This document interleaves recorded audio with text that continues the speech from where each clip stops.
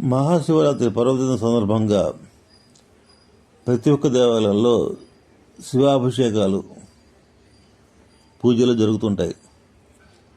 ఈ అభిషేకం యొక్క ఆంతర్యం ఏంటంటే, మనము లౌకిక ప్రపంచంలో సంపాదించుకున్న ప్రతిదీ కూడా సమర్పణ భావంతో భగవంతునికి సమర్పించడం ద్వారా మనస్థితి జరిగి అంతరంలో ఉన్న ఆత్మస్వరూపాన్ని దర్శించగలము. అంటే మన స్వస్వరూప జ్ఞానం కలుగుతుందని తెలియజేస్తాం అన్నమాట. అభిషేకంలో మనం సమర్పించే సమస్తము శివలింగం పైనండి జాలువారుతూ నిరంతర చలనాన్ని కలిగి ఉంటుంది.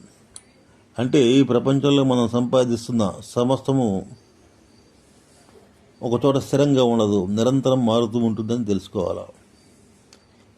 లింగస్వరూపం నిరాకార నిర్గుణ పరబ్రహ్మ స్వరూపం ప్రతీకగా చెప్పవచ్చు. అభిషేకంలో భాగంగా భస్మాభిషేకం కూడా చేస్తారు. అంటే ప్రపంచంలో ఇంద్రియాల ద్వారా పొందుతున్నటువంటి సమస్తం వస్తుజాలం నశించిపోయేదని తెలియజెప్పడం దాని ఉద్దేశం.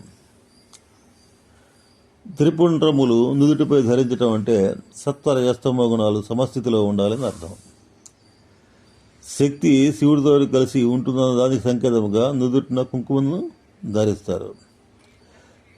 శివ పరమాత్మ త్రిగుణాతీతుడు అనటానికి నిదర్శనంగా చేతిలో త్రిశూలం ఉంటుంది.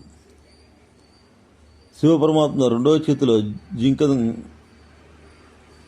నిరంతరం చెల్లించే మనసుకు సంకేతంగా చెప్పవచ్చు. దాన్ని ఒక చేతితో పట్టుకోవడం ద్వారా మనోనిశ్చలతకు ప్రయత్నించవలసి ఉంటుందని తెలియజేస్తుంది.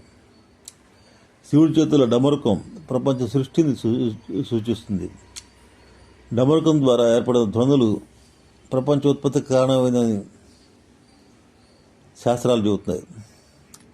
కంఠంలో నాగాభరణం కుండలిని శక్తికి సంకేతంగా చెబుతారు. శివుని మూడెక్కను అంతర్దృష్టికి పరిపూర్ణ జ్ఞానానికి ప్రతీకగా చెప్పవచ్చు. దీన్ని బట్టి సాధకుడు కుండలిని శక్తి సహకారంతో మనోనిశ్చలత ద్వారా త్రిగుణాతీత స్థితిని పొంది కైబల్య స్థితిని పొందవచ్చు అని తెలియజేస్తుంది.